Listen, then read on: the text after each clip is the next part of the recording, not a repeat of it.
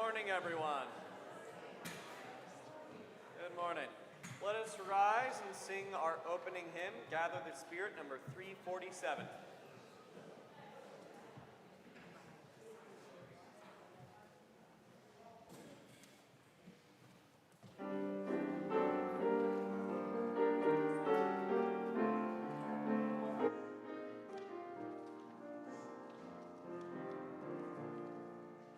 Gather the Spirit, harvest the power. Our separate fires will kindle one flame. Witness the mystery of this hour. Our trials in this light appear all the same. Gather in peace, gather in thanks, gather in sympathy now and then. Gather in hope, compassion, and strength. Gather to celebrate once again. Gather the spirit of heart and mind. Seeds for the sowing are laid in store.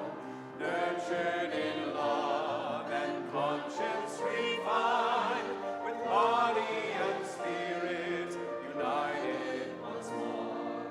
Gather in peace, gather in thanks, gather in sympathy now and then.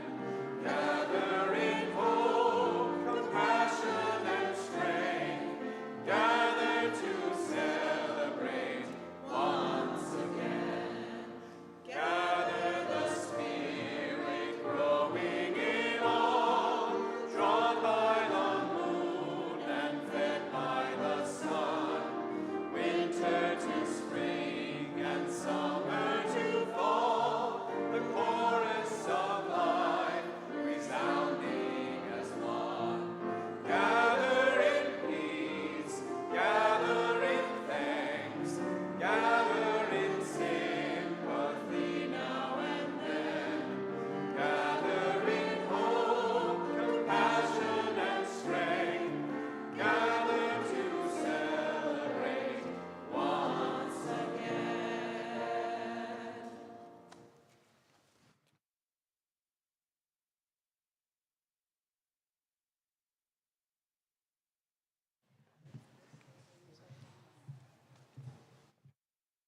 Cold in here.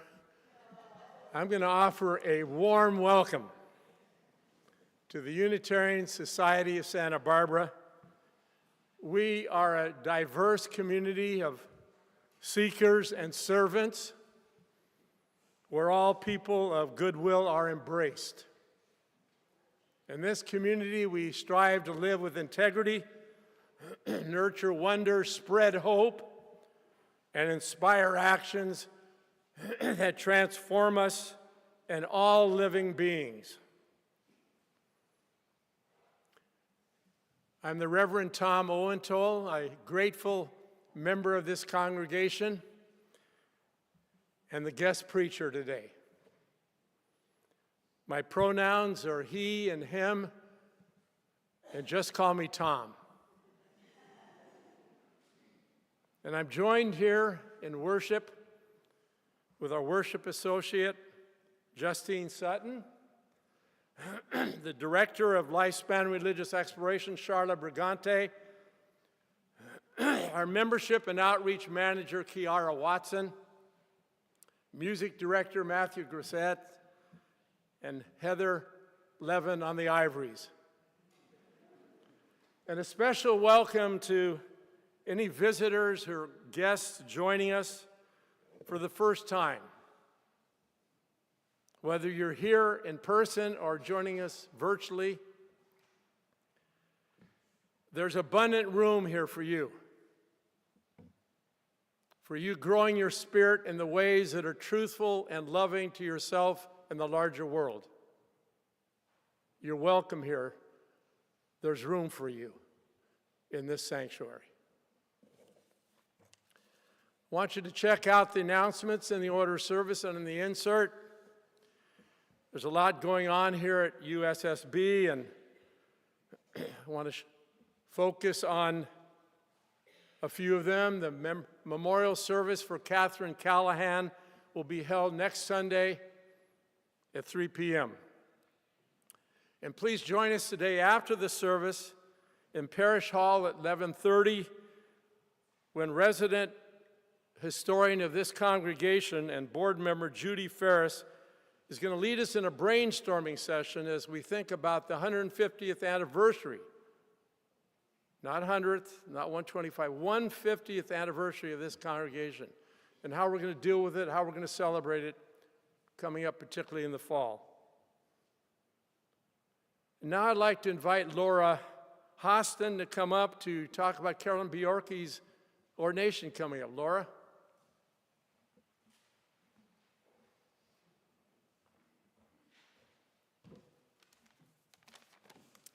Good morning. My name is actually Laura Haston. It's always mispronounced, but that's okay.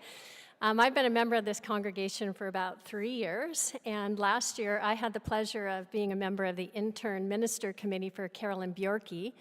That included me, Eric Kruger, Gun Dukes, Janice Risto, and Paul Stoll. It is an honor for our congregation to be able to participate in the development of a new UU minister. And it's not easy to become a UU minister. It takes tremendous amount of time and energy to complete all the required education and training programs, and it demands a lot of personal exploration and growth. And then there's a rigorous evaluation by a committee. Here, I'll just tell you the name of it because it's such a mouthful. The Unitarian Universalist Association's Ministerial Fellowship Committee, which determines whether someone should be credentialed for service. Now, Carolyn encountered some challenges along this journey, but showed remarkable resilience and perseverance on this journey, and she has been credentialed for service. Her final step on this journey is to be officially ordained by a congregation. USSB, along with the UU Church of Santa Paula, where Carolyn has been serving as minister, will be conducting her ordination. And this will happen on May 31st at 2 p.m. We hope you'll join us for this joyful event. During May and starting today, you will see that the intern Minister Committee has a table outside. You'll recognize it because it has a butterfly tablecloth. We have chosen butterflies to be the symbol for this event. We know that butterflies have another meaning, but butterflies also symbolize transformation, and we are here to celebrate Carolyn's transformation into a UU minister. You're going to hear more about this event in future services, but today my goal is to build enthusiasm and excitement for participating in it. So after service, you can go to our butterfly table and you can RSVP. And we are asking you to RSVP early so that we can plan accordingly and, most importantly, order enough food.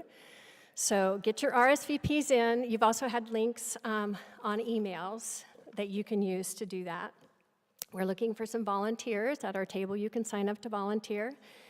If you have an inclination to make a donation to help support this event, we can tell you how to do that as well. So here's my bottom line. You all are invited.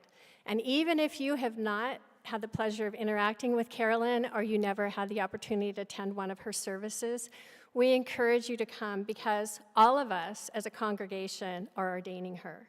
And so this is a celebration for all of us. Thank you.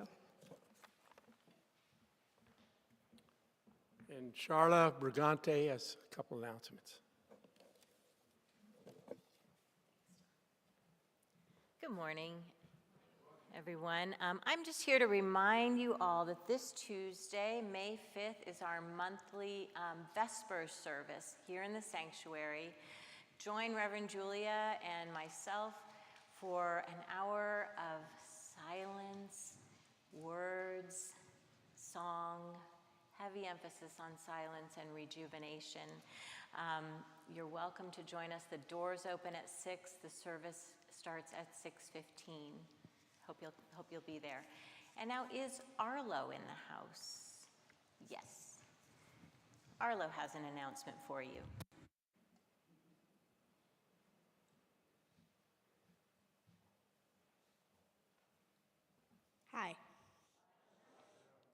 Arlo Elliott. Thank you for supporting our children's RE Faith in Action food drive for La Casa de la Raza. In May, we are asking for donations of white rice, cooking oil, and wrap snack for kids like granola bars and applesauce cups. You can find the donation box next to the RE table on Sunday mornings. Thank you. Violet.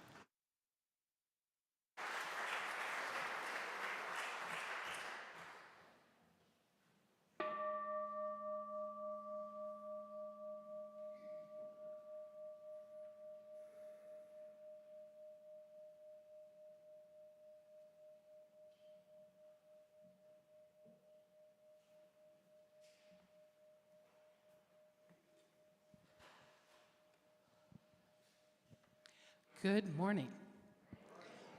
Our chalice lighting words today are by Barbara Kingsolver. The very least we can do in our life is to figure out what we hope for. And the most we can do is live inside that hope.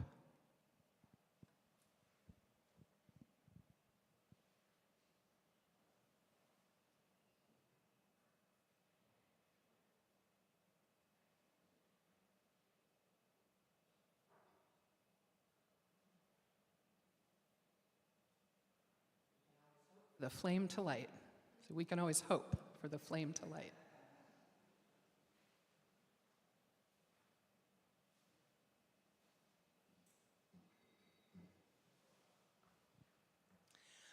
All right, well, as you know, or most of you probably know, every Sunday we lift up one good thing that we have seen in the week that sustains us and gives us hope. My one good thing for today is the Greenland Wildlife Overpass in Colorado. It goes over 6 lanes of Interstate 25, and it reconnects approximately 39,000 acres of habitat on both sides of the freeway. These crossings are built to solve the problem of habitat fragmentation.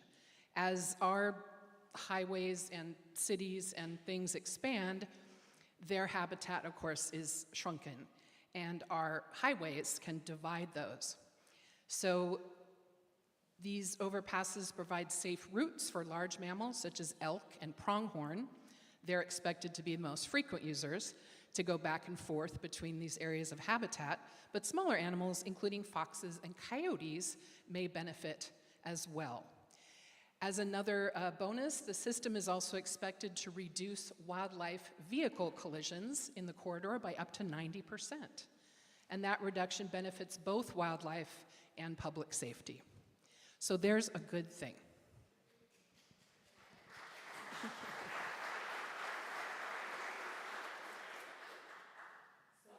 Oh, now it's time for something we do the first Sunday of every month. It's our birthday blessing. So all of you May babies, come on up to the front to be recognized and blessed. Yeah, young, old, everybody who has a birthday in May. Yeah, come and line up across here. All right. Oh, lots of May birthdays. Our RE program apparently has birthdays in Come May. on up. All right.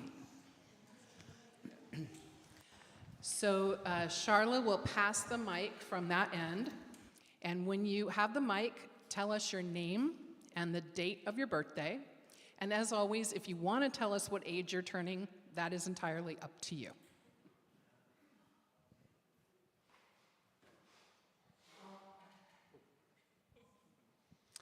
Good morning, Craig Lewis, and my birthday is on May 22nd, and I am turning 63. Really hard for me to believe that, but it's true. Good morning. I'm Rolf Brinkman. I'll be 81. Closer? Okay. I'll be 81 on May 18th, and I just celebrated that by getting off a boat yesterday in Seattle. Good morning. I said this a year ago, but some of you weren't here, so I'm going to say it again. I was born May 4th, 1935, on my father's birthday, and he said it was the only thing he couldn't exchange. I'll be 91 tomorrow.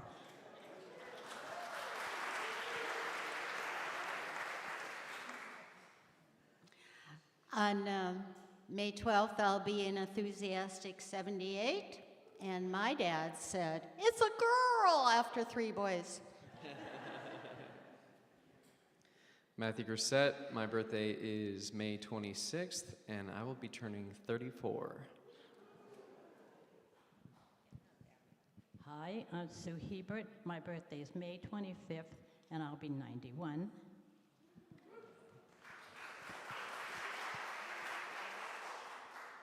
Hi, my name is Aldo, and my birthday is May 31st, and I'll be turning 7.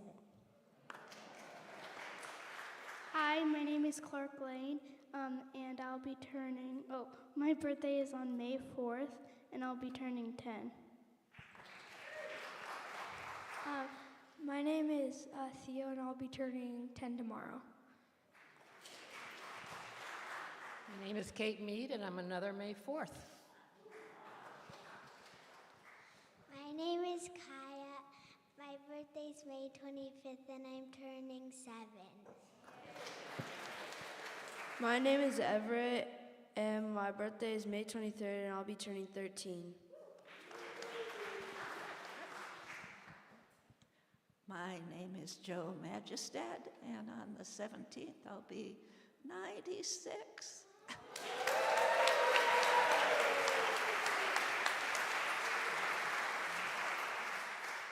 And we have one more May birthday.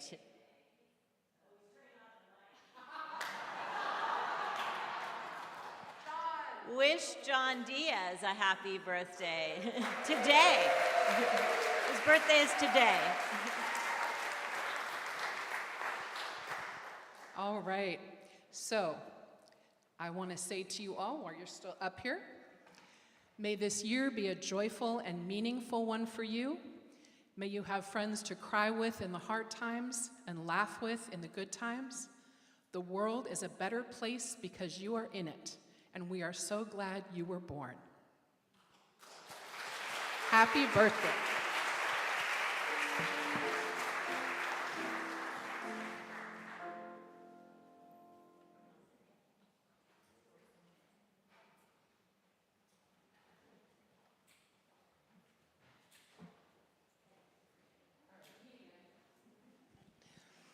So, as many of you know, this is our Monarch branch.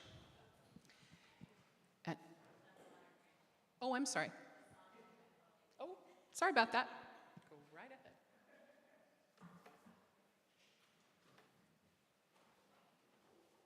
Hey, everybody. It is time for our hymn 123, Spirit of Life. We're also going to do it in Spanish right after, Fuente de Amor. Please rise in body and spirit.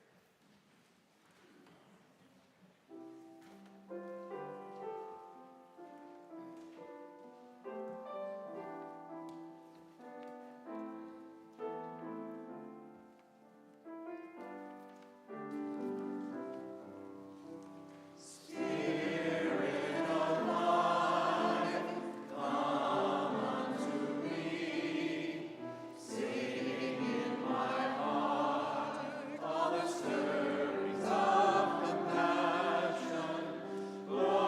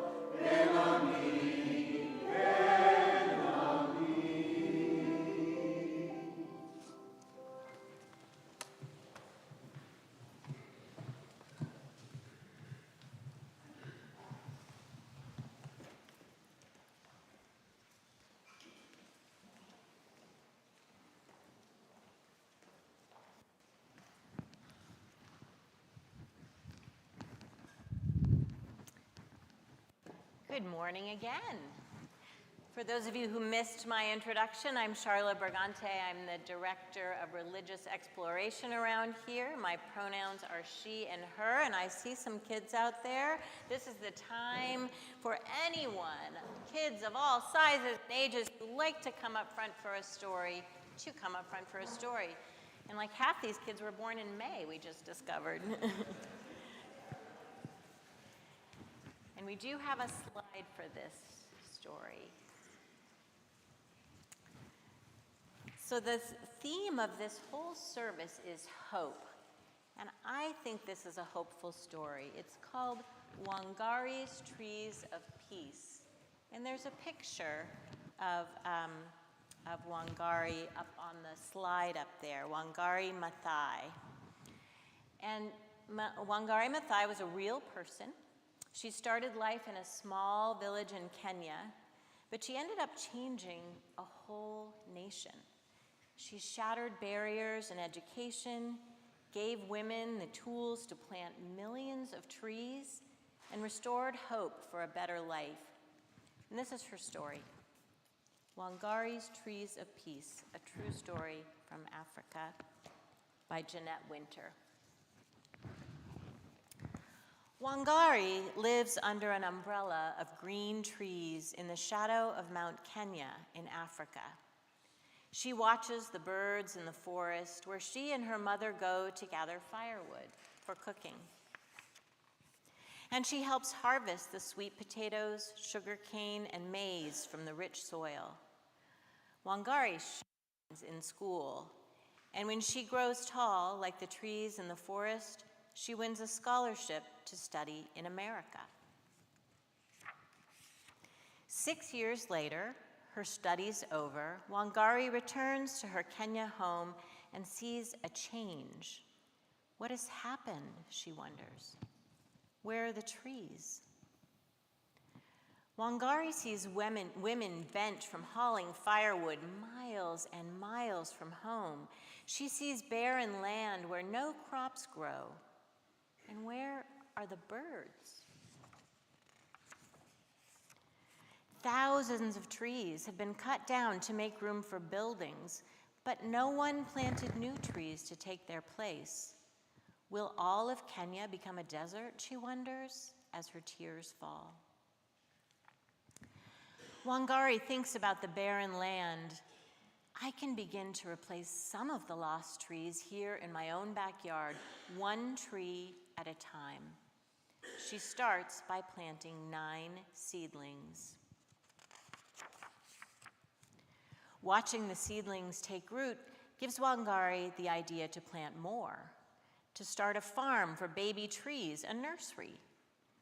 In an open space, she plants row after row of tiny trees. Next, Wangari convinces the village women that planting trees is a good thing. She gives each one a seedling. Our lives will be better when we have trees again. You'll see. We are planting the seeds of hope. The women spread out over their village, planting tiny trees in long rows, like a green belt stretching over the land. The government men laugh. Women can't do this, they say. It takes trained foresters to plant trees. The women ignore the laughter and keep planting. Wangari pays them a small amount for each seedling still living after 3 months. This is their first earnings ever. Word travels like wind rustling through the leaves about the green returning to Wangari's village. Soon other women in other villages and towns and cities in Kenya are planting long rows of seedlings too. But the cutting continues. Wangari stands tall as an oak to protect the old trees still remaining. We need a park more than we need an office tower. The government men disagree. Wangari blocks their way, so they hit her with clubs. They call her a troublemaker and put her in jail. And still she stands tall. Right is right, even if you're alone.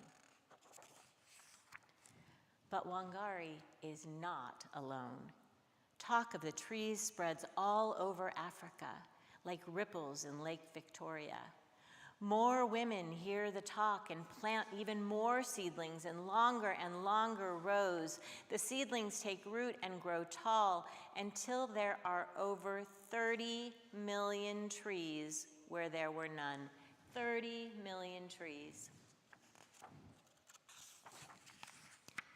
The umbrella of green in Kenya returns. Women walk tall, their backs straight, for now they can gather firewood closer to home. The land is no longer barren. Sweet potatoes, sugarcane, and maize grow again in rich red earth. The whole world hears of Wangari's trees and of her army of women who planted them. And if you were to climb to the very top of Mount Kenya today, you would see the millions of trees growing below you and the green Wangari brought back to Africa. In 2004, the world recognized Wangari's fight for the planet and justice with the Nobel Peace Prize. And in African tradition, in African tradition, a tree is a symbol of peace. So it was fitting that when notified of winning the award, one of the first things Wangari did was to plant a Nandi flame tree at the base of Mount Kenya. In her acceptance speech, she said, "We are called to assist the earth to heal her wounds, and in the process heal our own. Indeed, to embrace the whole creation in all its diversity, beauty, and wonder." That's our time for all ages, and we're going to go out and plant some things right now.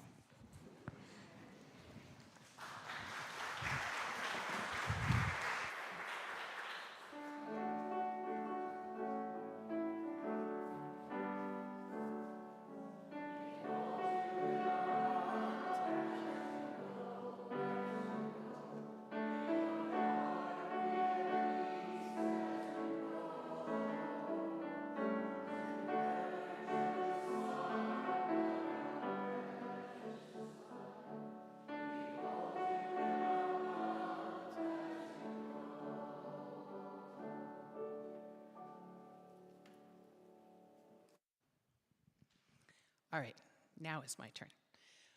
I want to say that from up here, seeing everybody's fingers do this thing with the spark looked really cool.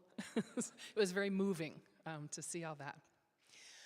So, as I was saying, we have our monarch branch, and each butterfly on this branch represents someone who was taken from our community by ICE over this past year. This week, we add 6 monarchs to remember the 6 people abducted from Santa Barbara County last week.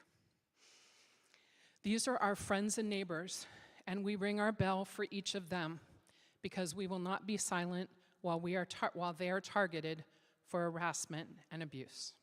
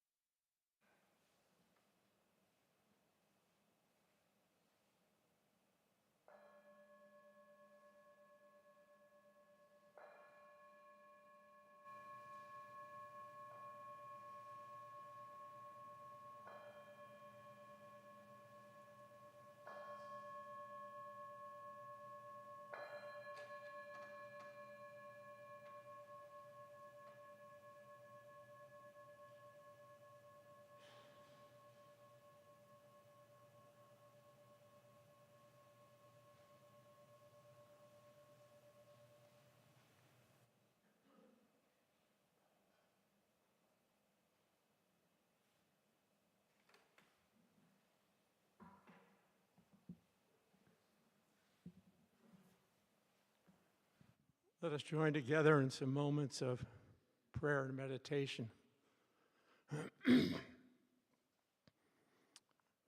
O eternal Spirit of life, love, and liberation, Our prayer's pretty simple.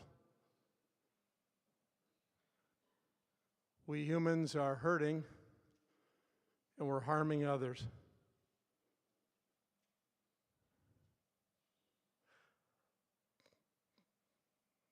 We need comfort, and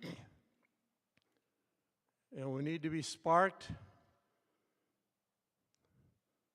to ensoul the better angels of our nature while we're still alive.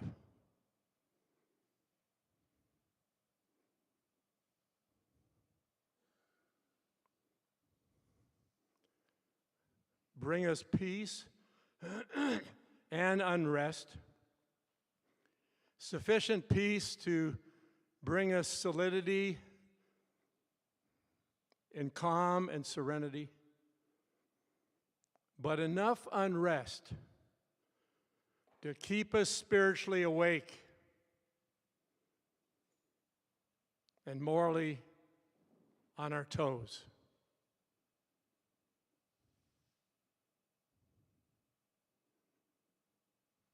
Let us share moments of silence, soaking in what's in our hearts.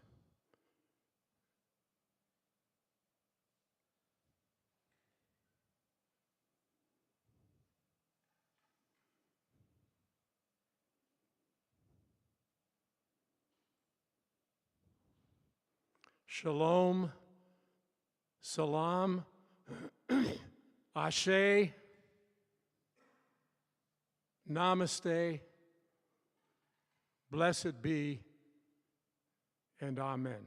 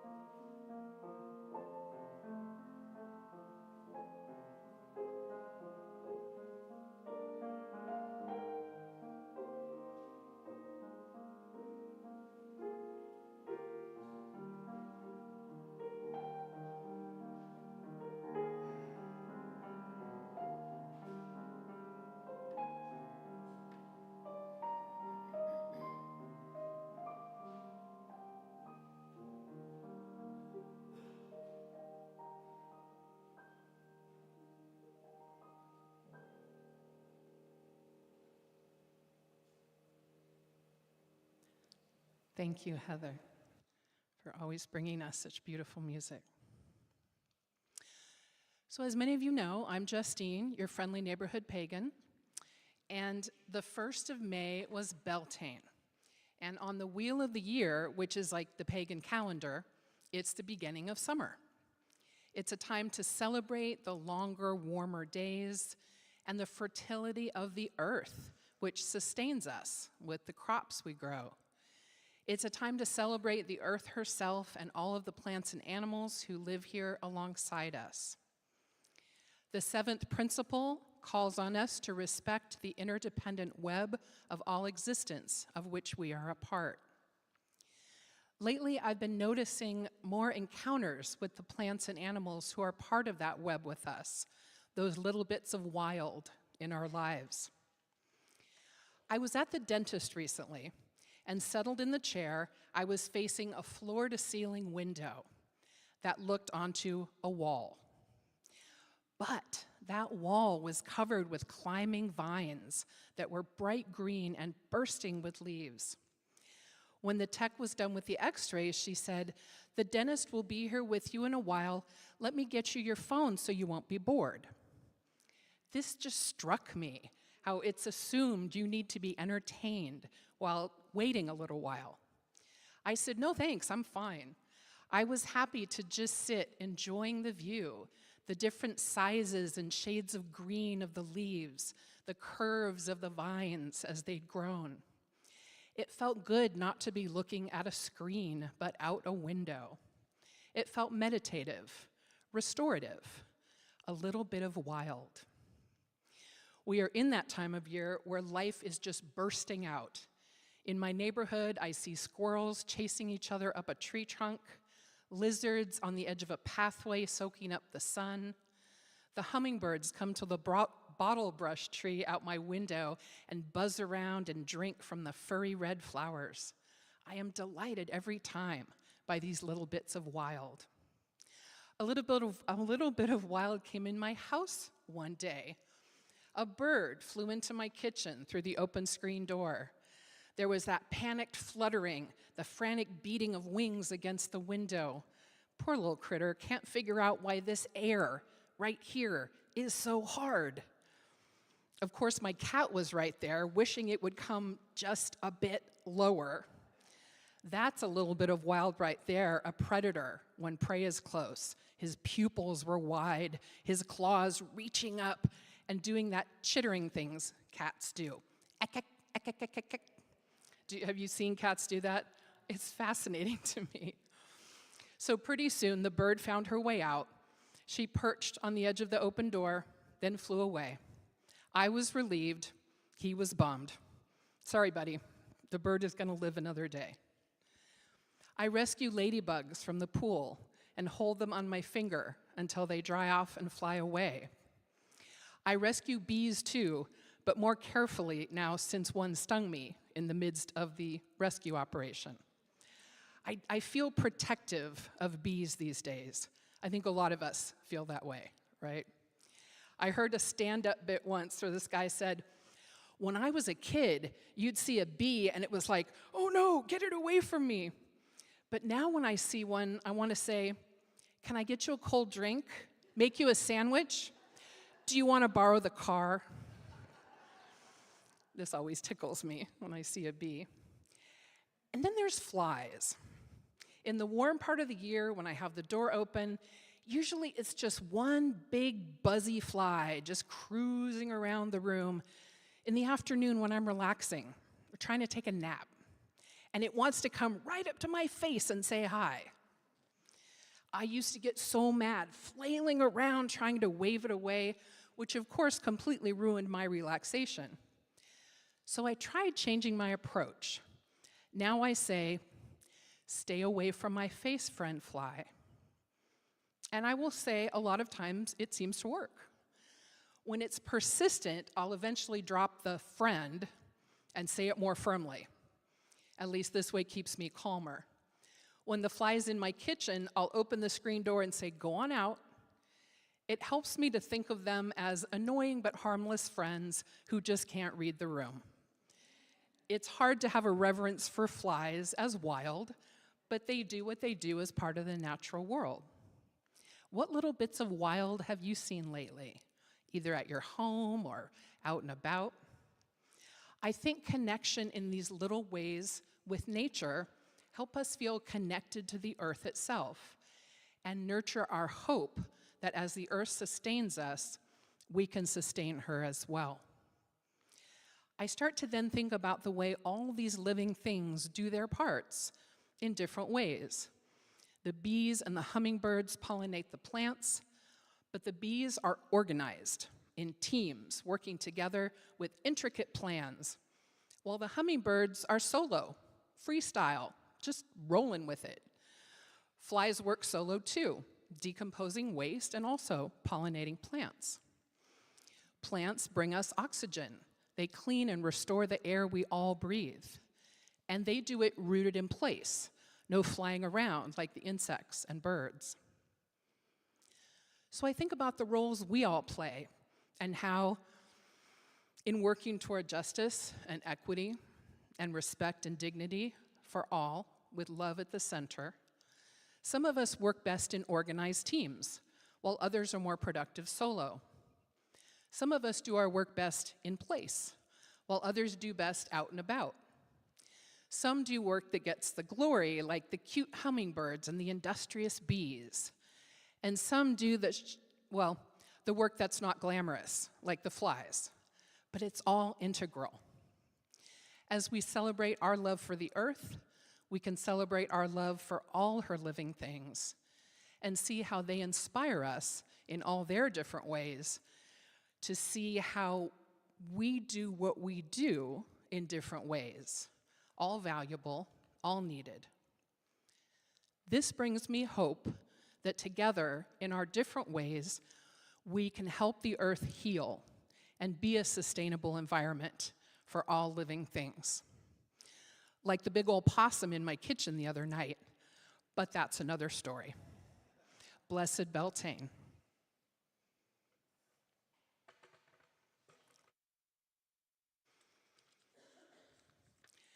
Now, as we do every month, we share a portion of our collection plate with an organization that's living our values in the world.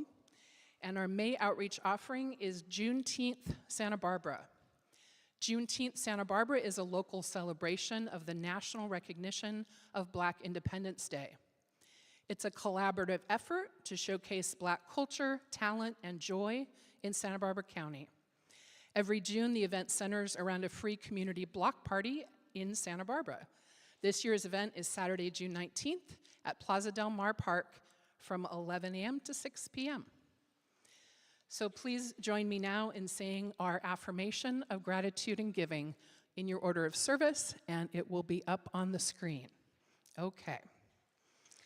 Let us be grateful when we are able to give, for many do not have that privilege.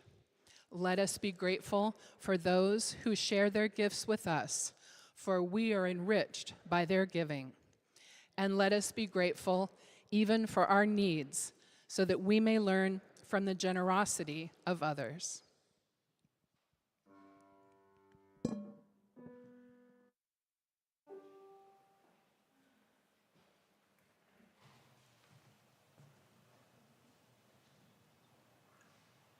Now is the month of May, when merry lights are playing. Fa la la la la la la, fa la la la la la la.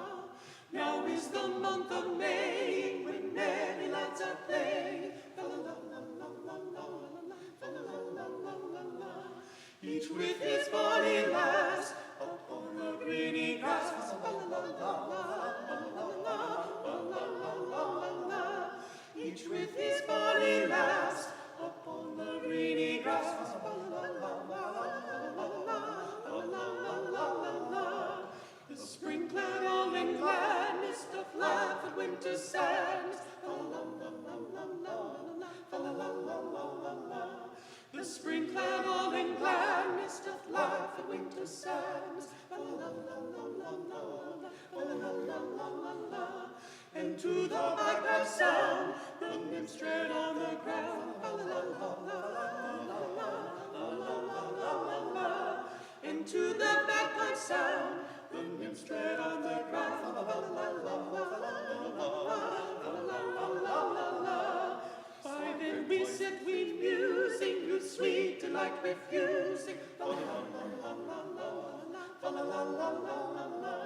By then we sit, we musing, youth sweet delight refusing. Fa la la la la, fa la la la la. Say dainty nymphs and spake, shall we play barley break? Fa la la la la. Say dainty nymphs and spake, shall we play barley break? Fa la la la, fa la la la.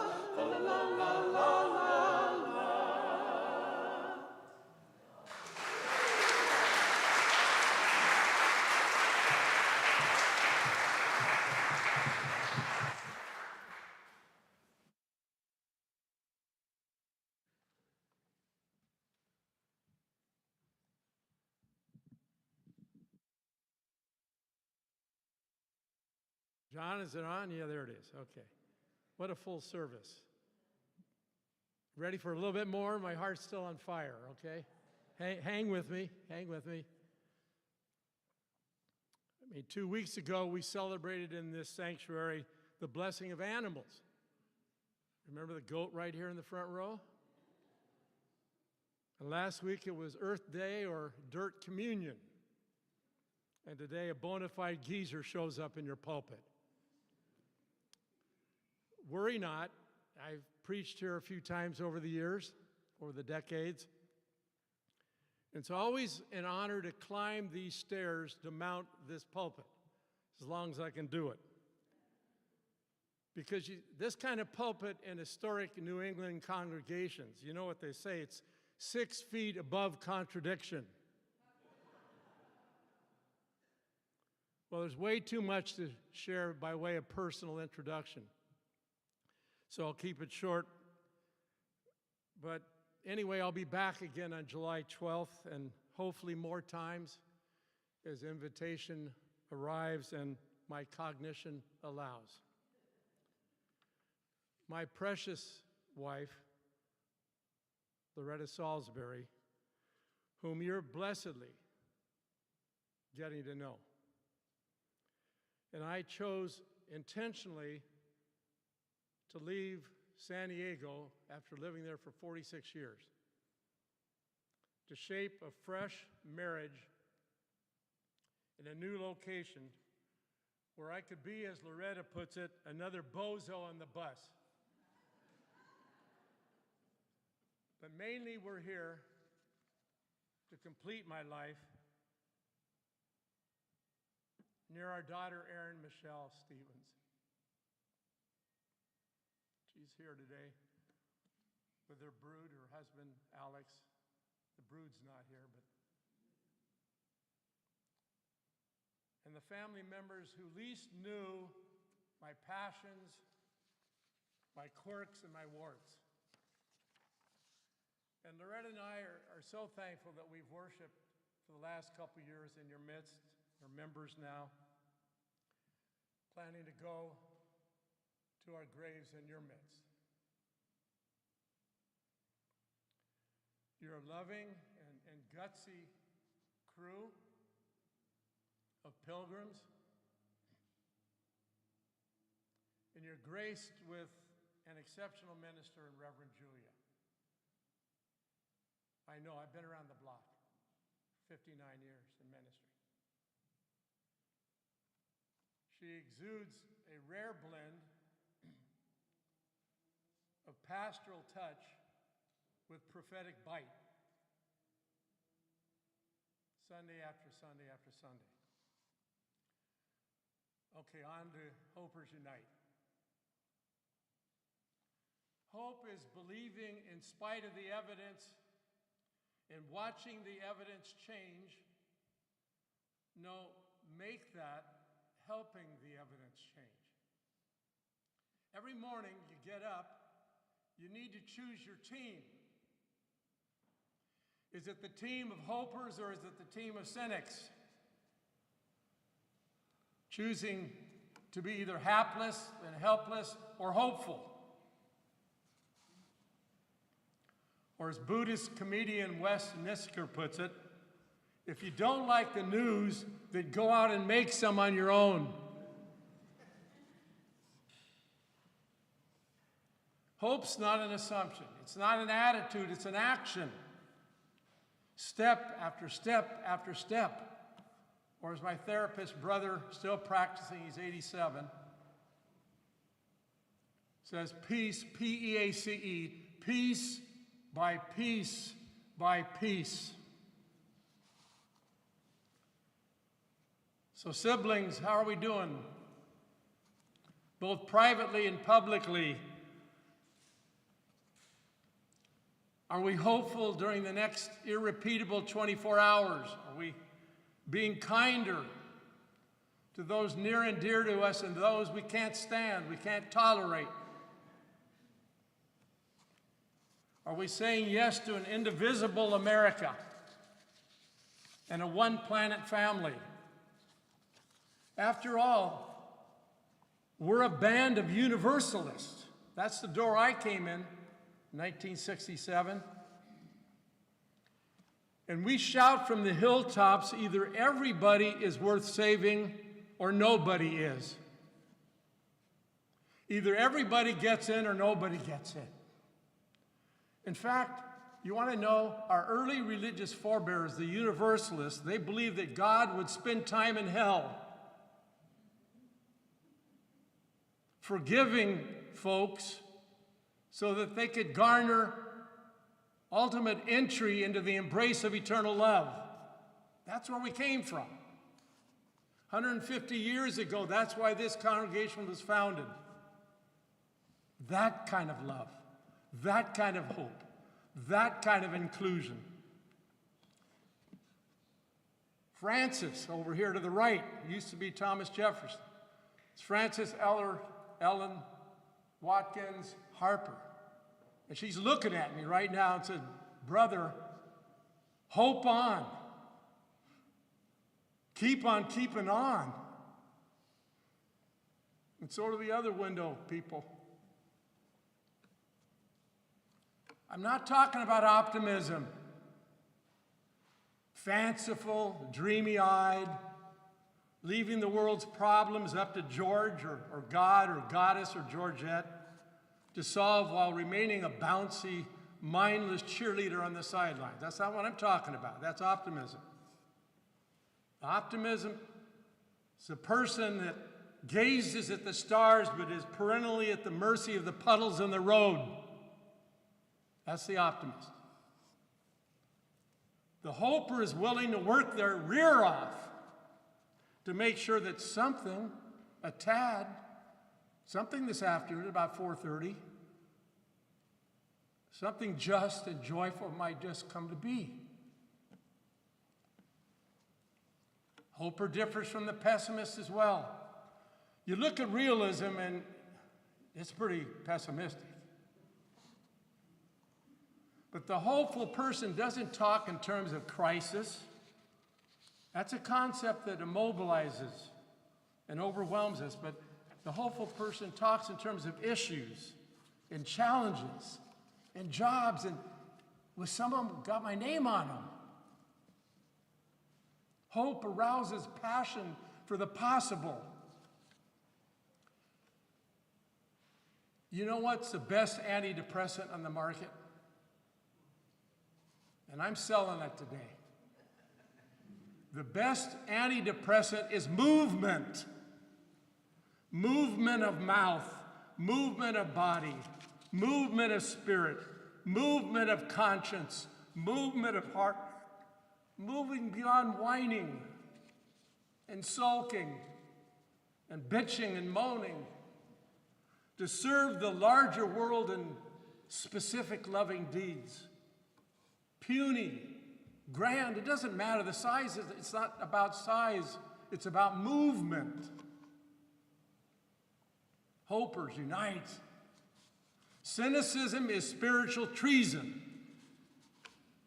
Now, no problem in human relations is ever truly insoluble. We're not going to solve everything before we go into the grave. We know that. We're not going to save everyone.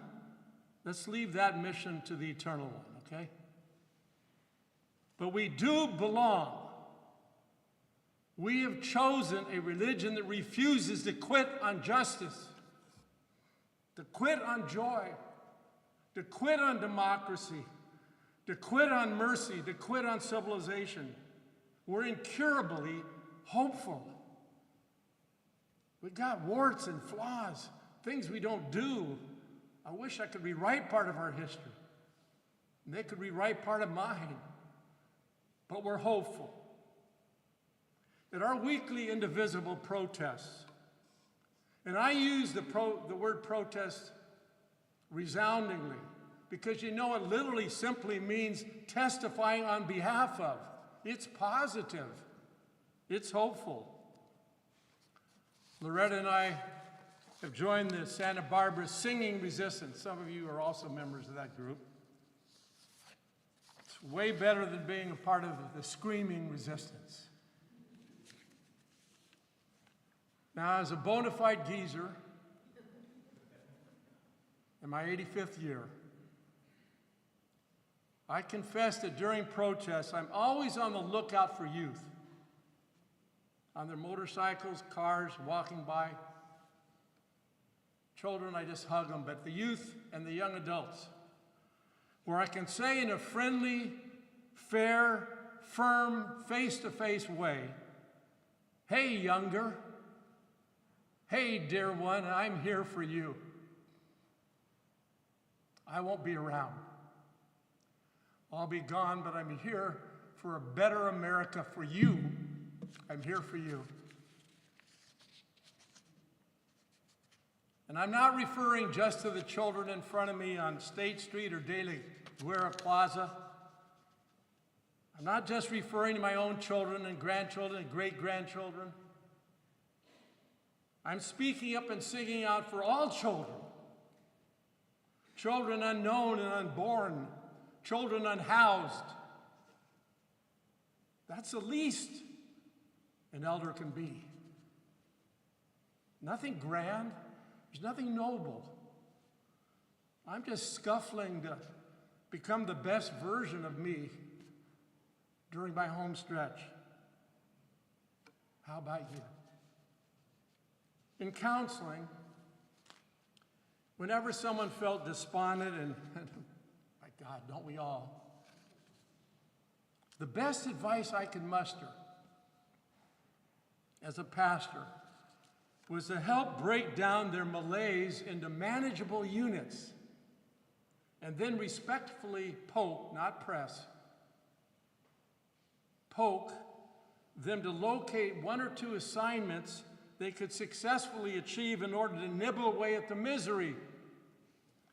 The homework was usually modest, but slowly and surely a breakthrough might emerge. For when we're weary and beaten down, it's smart to do small rather than think big, to take a step rather than fantasize a leap.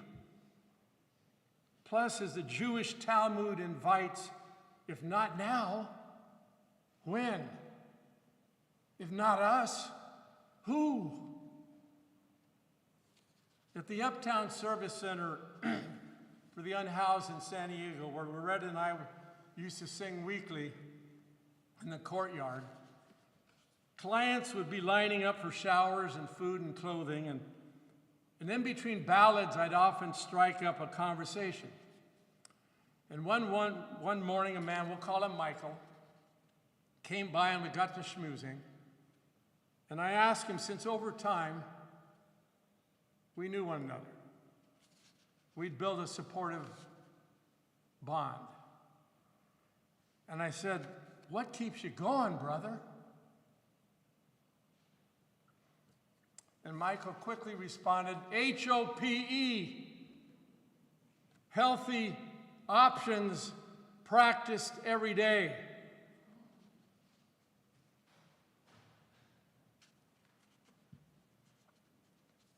Not considered, practiced.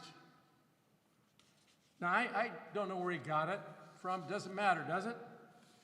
But it's never left me as a useful prescription. I got it various places in my home to inspire us to live hopefully no matter what our conditions and circumstances are. And Michael would admittedly claim that he'd fallen short of his lodestar, but it's kept him going daily thus far. And when companioning youth suffering from drug or alcohol addiction, one teenager took it right to me. And he said, well, the hope you talk about is a hell of a lot better than dope, dead or prison eventually. And now whenever I spend time with seniors teaching magic tricks to arouse our hands and our minds and our souls, we've come up with hands-on play everywhere. I wonder, what might HOPE mean for you today? A few months ago, I received an email from our Orange County Unitarian Universalist colleague, perhaps you know him, Jason Cook, who was alerting his parish that he'd be going straightway to Minneapolis to bear witness amidst a coordinated, nonviolent protest of interfaith clergy, just like Reverend Carolyn Bjorky, whom we're celebrating in her installation ordination here. Wonderful sermon she gave. And I replied briefly to Jason. I said, I'm on my knees weeping tears of gratitude and hopefulness as you're answering the call to bear witness in Minneapolis, as I did as a 23-year-old in Selma, Alabama in 1965, when God was stirring the waters there as well. And I can't help chanting a sliver of the traditional spiritual from the slavery period that spurred me in the spring of '65 to get on the bus, to go from San Francisco to Selma. Guide my feet while I run this race, oh Lordy, guide my feet while I run this race, for I don't want to run this race in vain. Martin Luther King Jr.'s clarion call rang forth to put your body where the trouble is. I mean, still relevant. That Civil Rights Act has been gutted, stripped. He was especially targeting at that moment in history the sympathetic white Americans, and my young adult hand clumsily rose and I cautiously boarded the bus, my first time ever in the South. I was a West Coaster, and I was a bookish, boy was I bookish, and I was pious, was I pious. Seminary greenhorn, unformed, totally unformed in the rigors of justice building, let alone a communist-trained anarchist, to use Governor George Wallace's damning phrase. And why did I go? Well, I went because of two spiritual sparks. WWJD, what would Jesus do? And WWMS, what would Mother say? And I was in alignment with both the Nazarene and my mom, who later remarked, Tommy, I've never been prouder of you than when you showed up in Selma.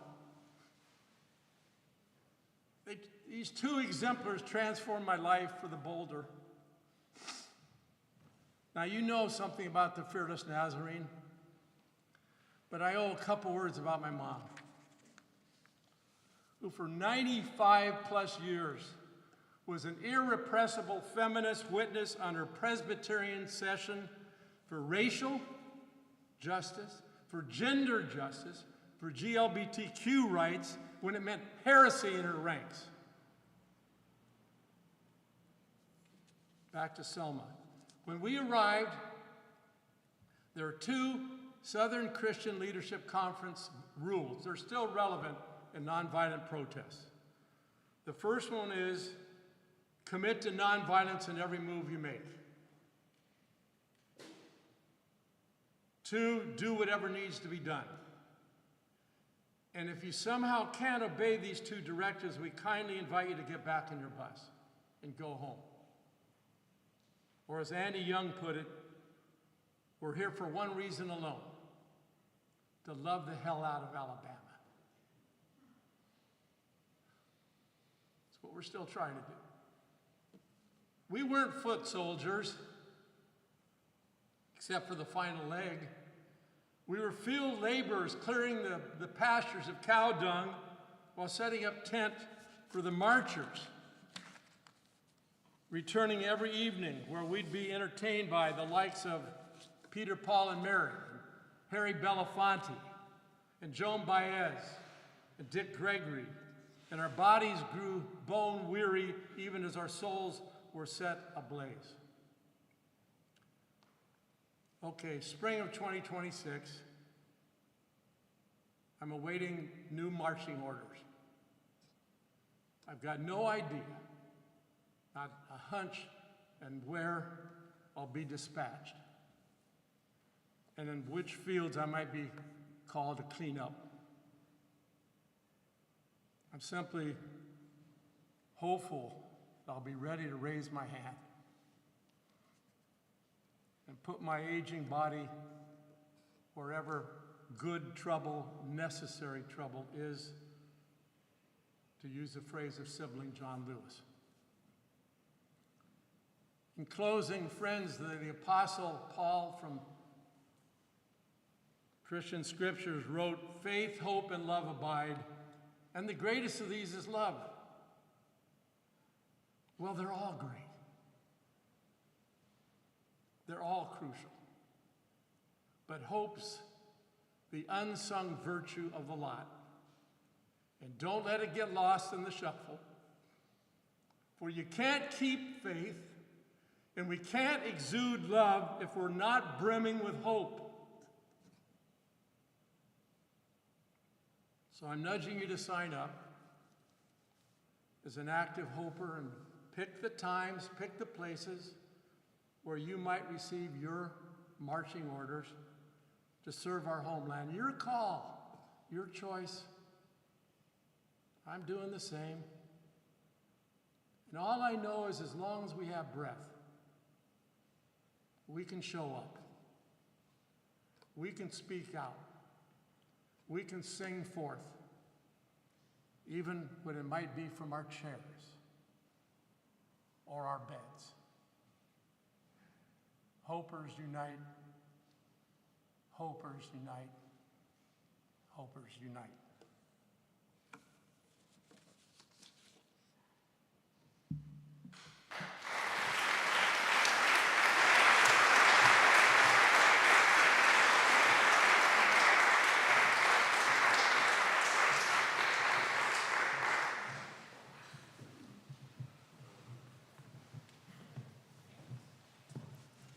Please rise in body and spirit as we sing our closing hymn, 1014. And it is usually standing on the side of love. We've adapted it to answering the call of love.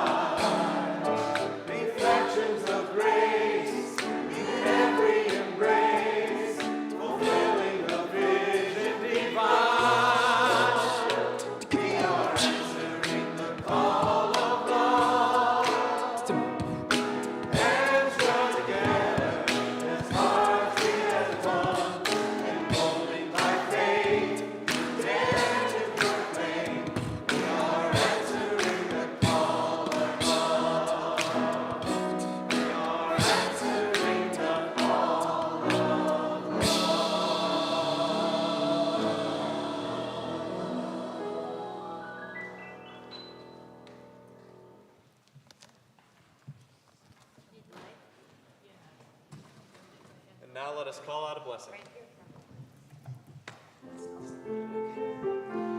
Oh, wait. Call out a blessing.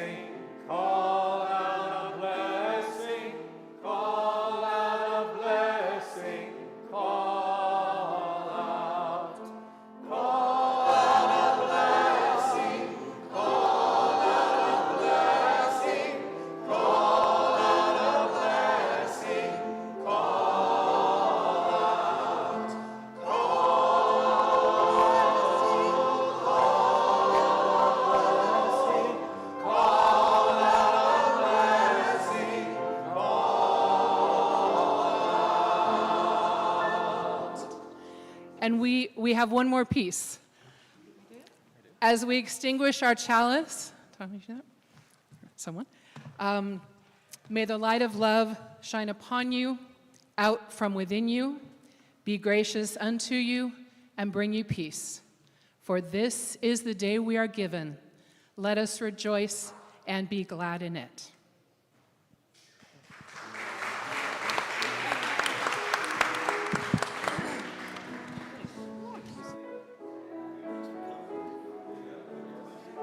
Thanks for joining us.